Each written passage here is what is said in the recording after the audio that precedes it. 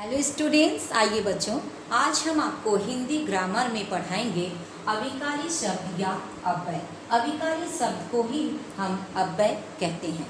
अविकारी, पहले इसका मीनिंग को समझिए। विकार मतलब होता है परिवर्तन और अ मतलब नहीं होना, जिसका रूप में परिवर्तन कभी नहीं होता है। जिन शब्दों में लिंग, वचन और कारक के कारण कोई परिवर्तन नहीं होता, कोई भी परिवर्तन नहीं होता, वे अविकारी या अव्यय कहलाते हैं।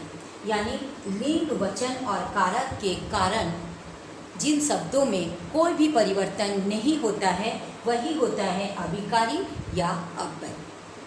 जैसे धीरे धीरे, थोड़ा, ज़्यादा, आगे, पीछे, के सामने, किंतु, लेकिन, परंतु, तथा, ये सब क्या है? अविकारी शब्द है। लिंग, वचन, कारक के कारण भी इसमें कोई भी परिवर्तन इन शब्दों में नहीं होती है, वही होता है अविकारी या अव्यय। अविकारी शब्द अथवा अव्यय, दोनों का मतलब एक ही होता है। तो चलिए अब हम आपको बताएंगे कि ये अविकारी शब्द कितने प्रकार के होते हैं। इसको उदाहरण दे करके हम अच्छा से आपको पूरा इजी से हम समझा देंगे। अब देखिए, हम जानेंगे कि अविकारी शब्द के कितने भेद होते हैं। अविकारी शब्द के 4 भेद होते हैं। पहला, क्रिया विशेषण।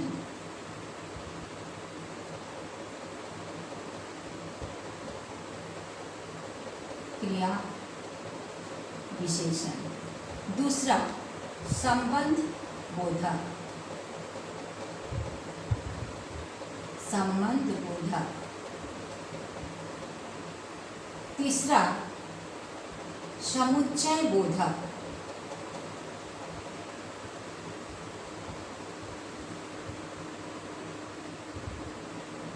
और चौथा, विस्मयादि बोधक।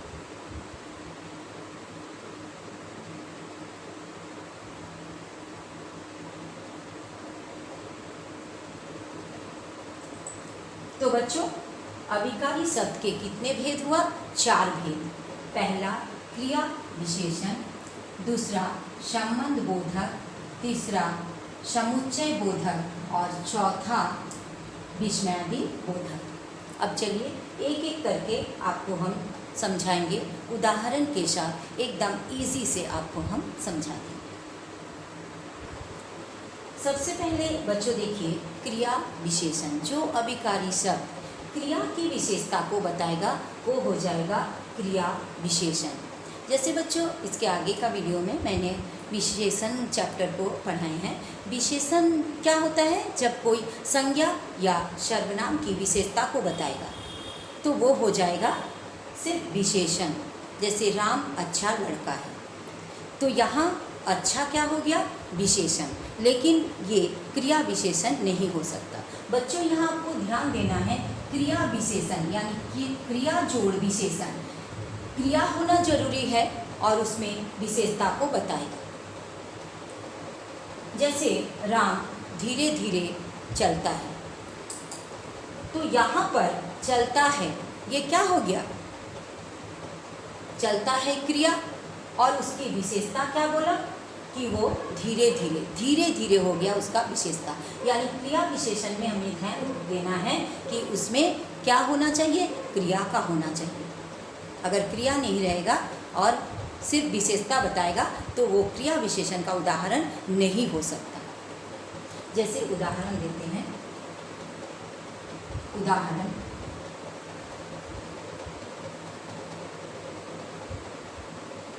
आदित्य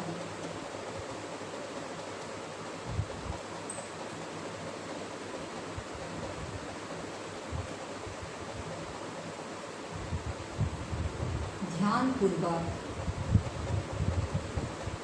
पढ़ता है।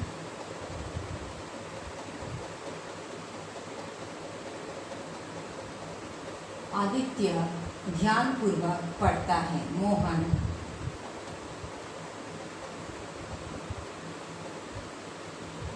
जोर जोर से हंसता है।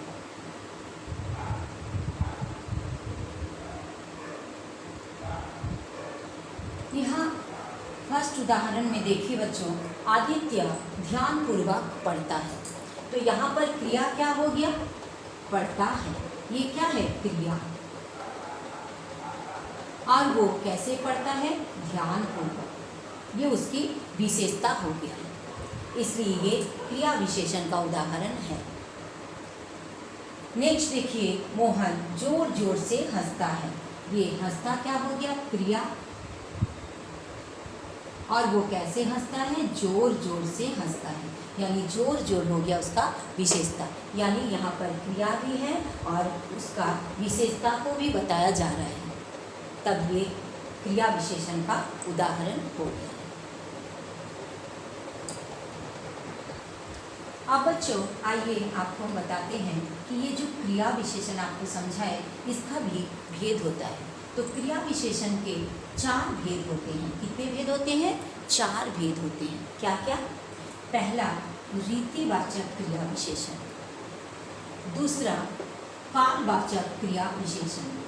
तीसरा, स्थानवाचक क्रिया विशेषण। और चौथा, परिमाणवाचक क्रिया विशेषण। तो सबसे पहले हम जानेंगे ये रीतिवाचक क्रिया विशेषण क्या होता है। रीति का मतलब क्या होता है? ढंग। यानी जो शब्द उसकी ढंग को बताता है, क्रिया करने की ढंग को बताता है, उसके तरीके को बताता है। जो शब्द क्रिया की उसकी रीति अथवा ढंग को बताता है, वही होता है रीतिवाचक क्रिया विशेषण। वो किस तरीके से काम हो रहा है, किस तरीके से काम किया जा रहा है। जैसे उदाहरण के साथ देखिए, उदाहरण, कछुआ धीरे धीरे चलता है। कछुआ धीरे धीरे चलता है। नकुल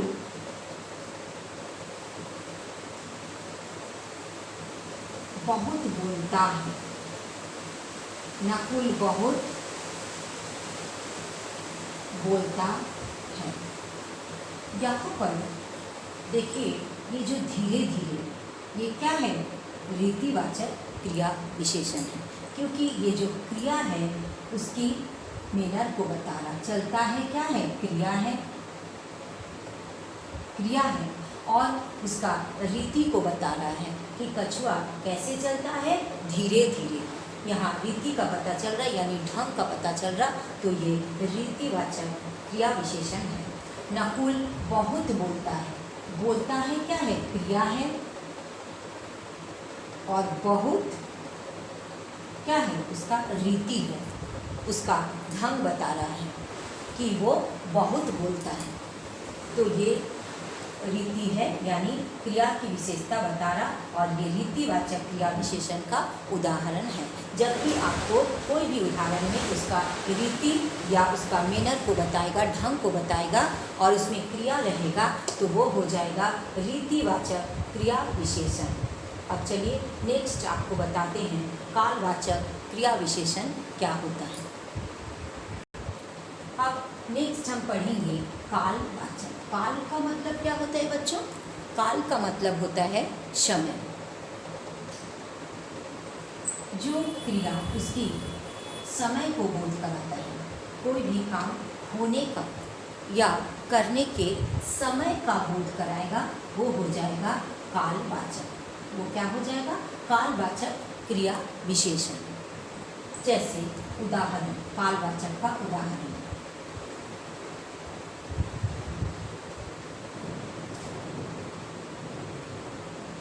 मेरे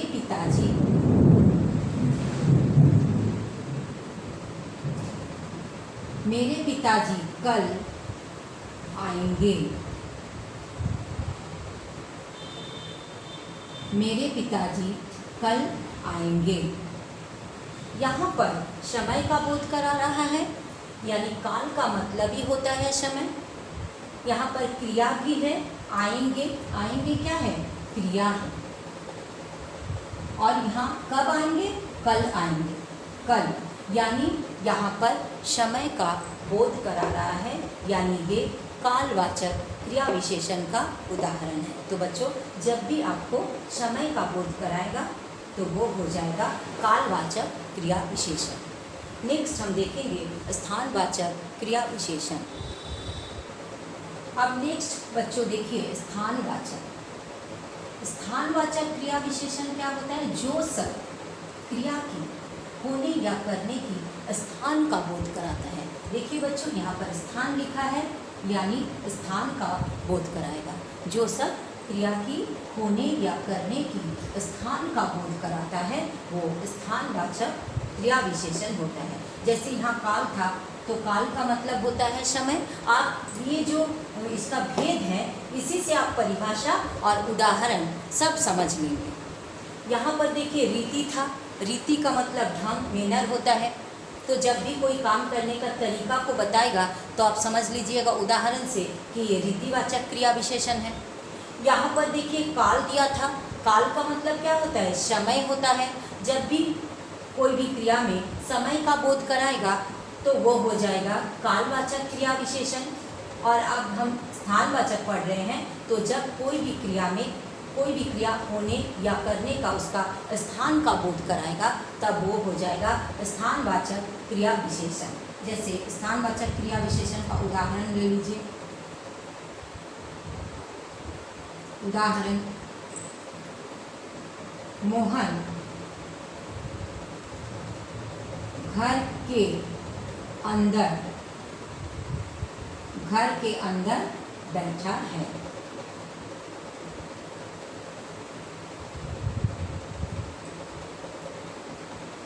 बिल्ली के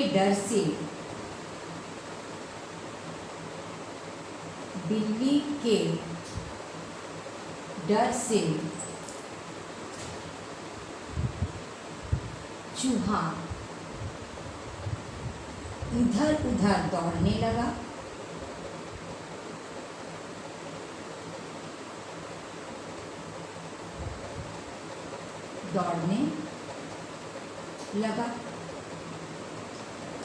अब देखिए मोहन घर के अंदर, ये जो स्थान क्या हो गया? अंदर, घर के अंदर बैठा है। ये अंदर जो है ये स्थानवाचक क्रिया विशेषण का उदाहरण है। और यहाँ पर बैठा है क्रिया है, क्योंकि पहले ही बच्चों बता दिए कि ये क्रिया विशेषण जब पढ़ रहे हैं तो ये क्रिया होना ज़रूरी है। और ये अंदर के अंदर ये क्या हो गया? स्थानवाचक। नेक्स्ट देखिए, बिल्ली के डर से चूहा इधर उधर दौड़ने लगा। यहाँ पर दौड़ने लगा क्या है? क्रिया है। और इधर उधर ये क्या है? स्थान है। यहाँ पर के अंदर स्थान था और यहाँ पर इधर उधर स्थान है, इसलिए ये स्थानवाचक क्रिया विशेषण का उदाहरण है। नेक्स्ट चलिए हम आपको पढ़ाते हैं परिमाणवाचक क्रिया विशेषण। अब बच्चों नेक्स्ट देखिए परिमाणवाचक क्रिया विशेषण। परिमाण मतलब क्या होता है? मात्रा। जब क्रिया उसकी मात्रा को बोध कराएगा तब वो हो जाएगा परिमाणवाचक क्रिया विशेषण। जैसे उदाहरण,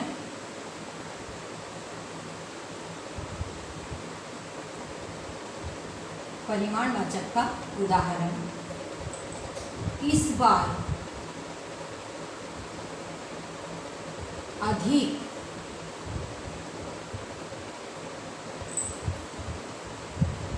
बार अधिक वर्षा होगी। यहाँ पर होगी क्या है? क्रिया है। होगी क्रिया और अधिक क्या है? परिमाण बता रहा है, इसका मात्रा को बता रहा है। इसलिए जहाँ पर भी जो भी क्रिया में उसका परिमाण बताएगा और क्रिया होना ज़रूरी है, जैसे होगी क्रिया हो गया और उसका मात्रा को बताएगा, वो हो जाएगा परिमाणवाचक क्रिया विशेषण। और बच्चों एक उदाहरण दे रहे हैं परिमाणवाचक का, ये पहला उदाहरण है। दूसरा उदाहरण, मोहन अधिक खाता है।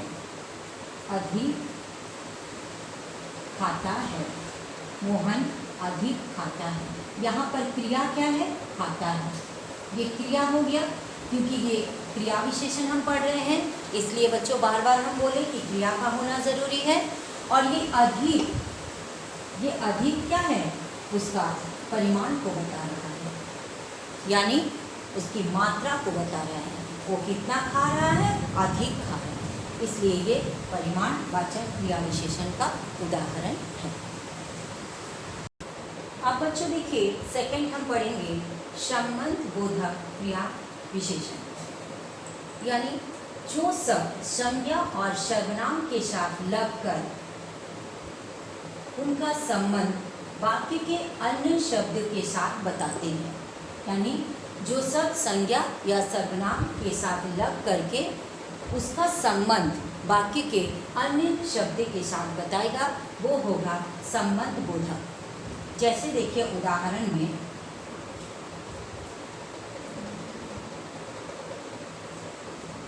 में देखिए, धन के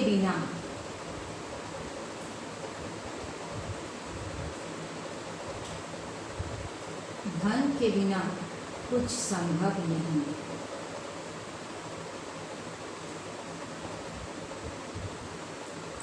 धन के बिना कुछ संभव नहीं है। यहाँ पर संबंध बोधक कौन सा है? संबंध बोधक शब्द के बिना, यानी ये संज्ञा और सर्वनाम जो शब्द है, धन जो संज्ञा शब्द है उसके साथ दूसरे शब्द को जो संबंध बताया वो कौन बताया? के बिना। धन के बिना कुछ संभव नहीं, यहाँ पर संबंध बोधक हो गया के बिना। दूसरा देखिए उदाहरण, मेरे घर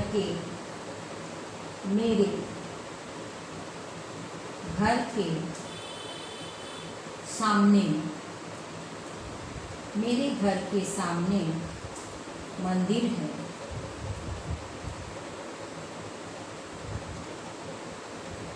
तो यहाँ पर संबंध बोधक क्या है? कौन सा है संबंध बोधक शब्द? के सामने। मेरे घर के सामने मंदिर है, तो यहाँ संबंध बोधक होगा के सामने। तो आइए नेक्स्ट हम पढ़ते हैं। नेक्स्ट बच्चों देखिए समुच्चय बोधक। समुच्चय बोधक क्या होता है? जो शब्द दो शब्दों दो वाक्यांशों अथवा दो वाक्यों का जोड़ने का काम करता है, उसे हम समुच्चय बोधक शब्द कहलाते हैं। ये समुच्चय बोधक को योजक भी कहते हैं। ये क्या क्या होता है? और, इसलिए, तथा, ये सब समुच्चय बोधक होता है। किंतु, परंतु, जैसे उदाहरण देखिए, मैं बीमार था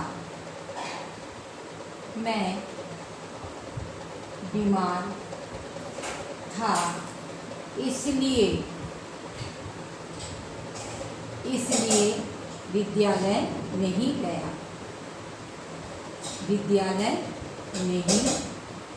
गया। यहाँ पर समुच्चय बोधक कौन सा? समुच्चय बोधक सब इसलिए। दूसरा देखिए, सीता और गीता सगी बहनें हैं।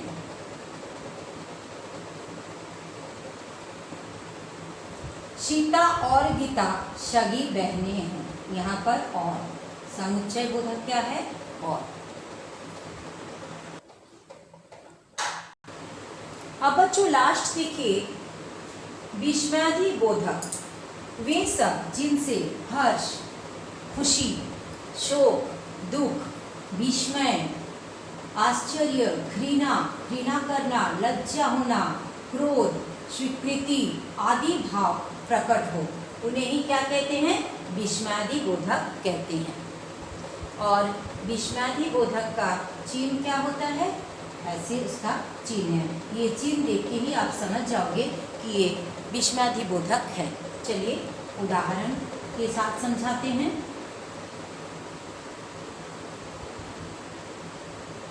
उदाहरण, छी छी, छी छी कितनी दुर्गंध है।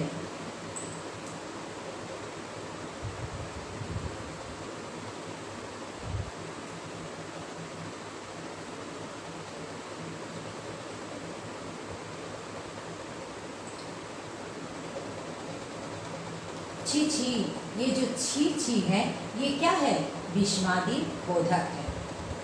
अरे अरे, आप कब आए, आप कब आए, ये हो गया अरे।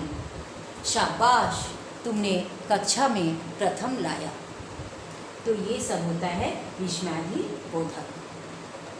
तो बच्चों, अगर आपको ये अच्छे से समझ में आ गया पढ़ाई तो लाइक कीजिए, दोस्तों में शेयर कीजिए और सब्सक्राइब ज़रूर कीजिए। थैंक यू सो मच बच्चों।